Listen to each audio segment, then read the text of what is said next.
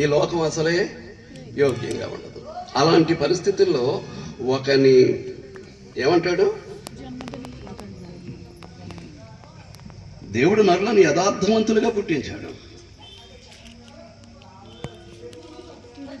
ఎంతవరకు ఉంటుంది? ఒక 5-6 నెలలు ఉంటుంది ఆ యథార్థత. ఇక 6 నెలల దగ్గర నుంచి తంత్రాలు ప్రారంభమవుతాయి. 6 నెలల దగ్గర నుంచే తంత్రాలు ప్రారంభమవుతాయి. మీకు అర్థమవుతుందా?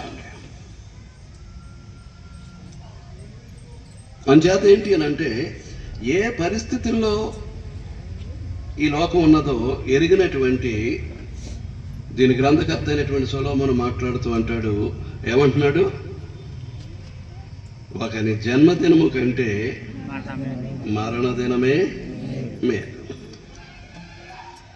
పైగా రెండవది ఏంటి అని అంటే, పుట్టుక దగ్గర నుంచి చనిపోయేంత వరకు కూడా జీవితంలో నెమ్మది ఉండదండి.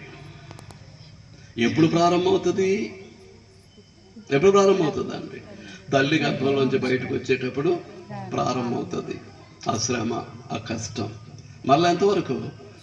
మట్టిలో మట్టిగా పెట్టేంత వరకు ఆ కష్టం, ఆ శ్రమ కొనసాగుతూనే ఉంటుందండి.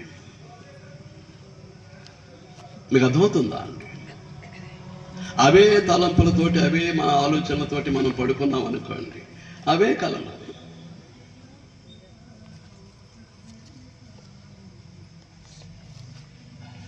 అవే కలలు.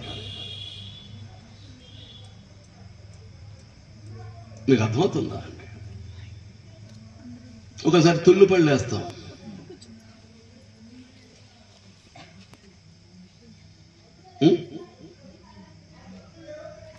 సువార్త కొడుకు ముగిసింది మంగళవారం. వచ్చిన తర్వాత పడుకునే తనకి ఇంచుమించుగా 1 గంట ఎంతో అయింది నిద్ర పట్టేసరికి.